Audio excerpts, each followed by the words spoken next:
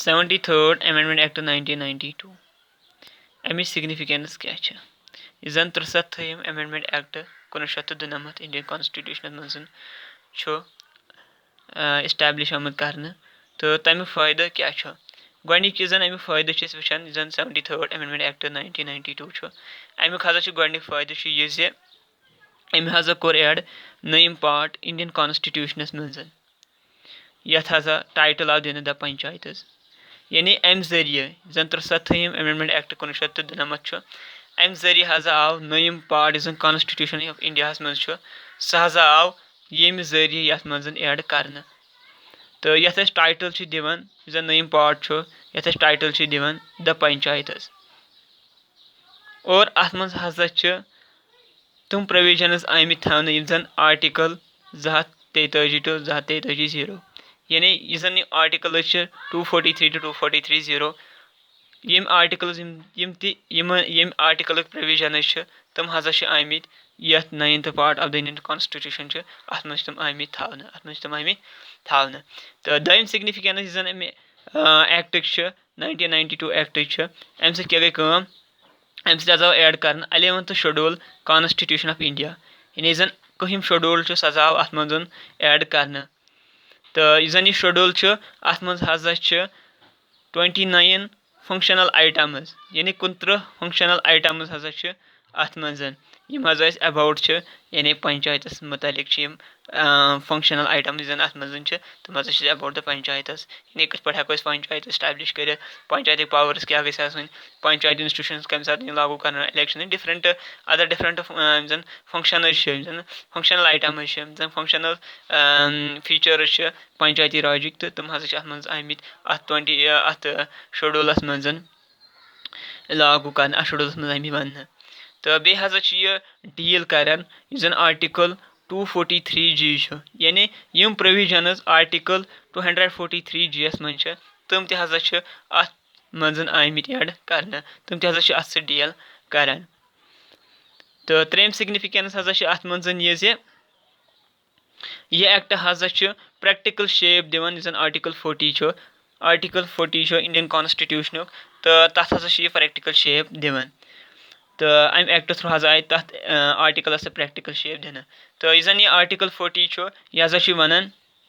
The state shall take steps to organise village panchayats and get establish them such powers and authority as may be necessary to enable them to function as units of self government यानी यह जन article 40 यह one यह जन state तम हजा गसन तम steps तुलन तम स्टेप्स हजा गसन तुलन यम हसा विलेज पंचायत्स ऑर्गेनाइज इन करने तो बे हजा गसन तमन तम पावर्स दिन सह अथॉरिटी दिन तमन पंचायतन यह हजा अहद खतर जरूरी सह पावर तो सह अथॉरिटी जी यम हेकन फंक्शन कर as a units of self government यानी सेल्फ गवर्नमेंट अख यूनिट्स हेकन तम फंक्शन कर सेल्फ गवर्नमेंट हजा हेकन तम बन तो यह जन आर्टिकल 40 यह हसा बनो पार्ट DPSP यानी director principle of state policy जन तमिक पार्ट हजा यह बनोमुत आर्टिकल 40 हजा बनाना पार्ट ऑफ DPSP तो चूरम सिग्निफिकेंस जन अमिच 73rd Amendment Act 1992 सह हजा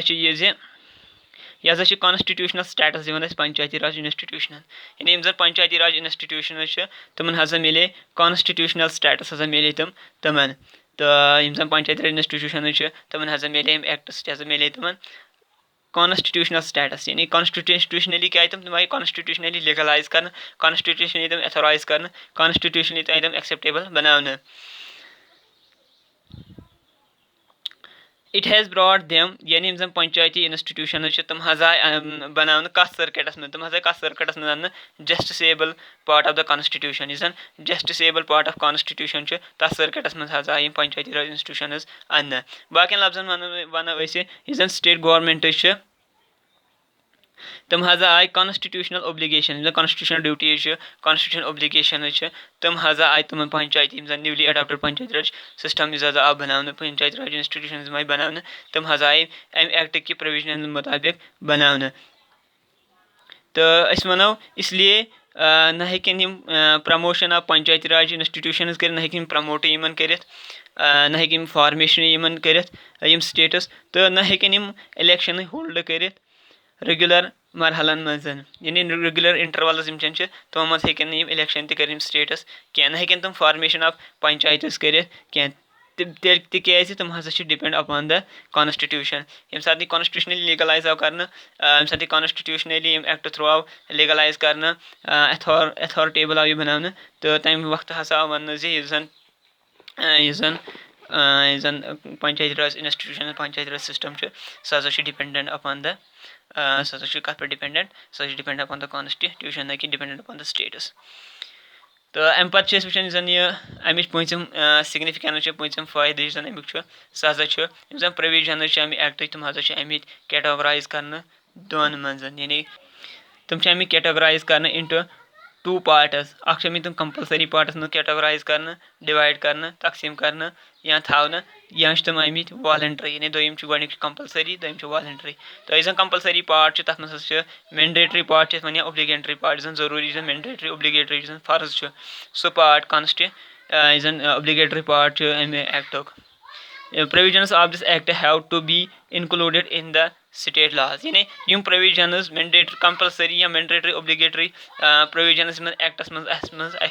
तम हसा include करान state laws मज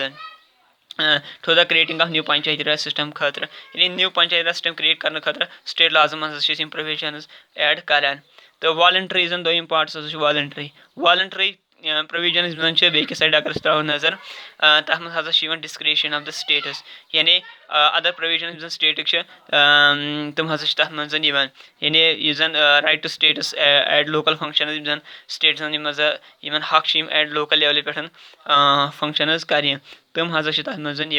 फॉर एग्जांपल तथ मज तथ मज जियोग्राफिकल जियोग्राफिकल फैक्टर्स तथ मज लोकल लेवल पे वॉलंटरी पे geographical factors political factors administrative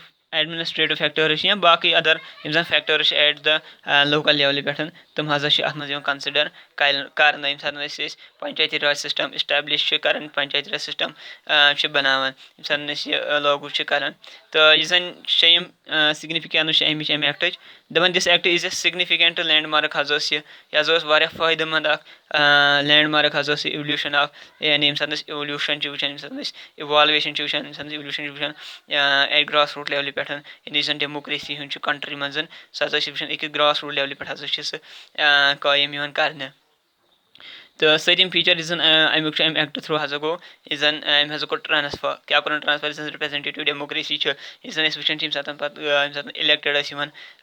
members कर, तम पे बाकी रिप्रेजेंट कर, बाकी रिप्रेजेंटेशन हावान सबर वुचान PDP मज तमिक CM पे तिज गवर्नमेंट तो तम पे रिप्रेजेंटेटिव्स चुनान, पे रिप्रेजेंटेटिव्स तम डेमोक्रेसी मज पान चुनान, यानी तम पे रिप्रेजेंट कर खलकन। तो यह आव यह ट्रेंड आव पे चेंज कर थ्रू दिस एक्ट, तो पे क्या गई पार्टिसिपेटरी फॉर्म ऑफ डेमोक्रेसी हसा लागू कर, यह आव ट्रांसफर कर पार्टिसिपेटरी डेमोक्रेसी मज, यानी यह इंडिविजुअल लेवल पे वुचान पार्टिसिपेशन हसा इलेक्शन कर वो हसा वुचान महलस मज गाँव मज 10 महल या 15 महल यम क्या सात इलेक्शन गसान तम सात इंडिविजुअल, यानी अतुक इंडिविजुअल अतुक बसिंदर अतुक बाशिंद सह इलेक्शन वथान, तो सह बाकियन पे रिप्रेजेंट कर, तो सह चाहे पंच बनान सरपंच बनान तो सह पे बाकियन रिप्रेजेंटेशन हावान, यानी इंडिविजुअल लेवल पे इंडिविजुअल हसा पाने पान रिप्रेजेंटेशन दिवान। तो होतनस वुचान representative form of government democracy तथ मज रिप्रेजेंट कर बाकी अदर्स यम पार्टी हंद कारकर्दा तम रिप्रेजेंट कर, MLAs MPs तम रिप्रेजेंट कर। तो अम क्या गो यह एक्ट वुचान यह हसा इनकलाब रेवल्यूशनरी कंसेप्ट हसा आव डेमोक्रेसी मज हसा आव एट ग्रास रूट लेवल पे, हिंदुस्तान मज अकिस ग्रास रूट लेवल पे हसा वुचान अकिस मूल लेवल पे, यानी अगर यह कुल वुचान यह अमुक मूल, यानी अमुक जड़ थे पे यह रेवल्यूशन हसा इनकलाब हसा आव ग्रास रूट लेवल पे डेमोक्रेसी मज सान कंट्री हिंदुस्तान मज।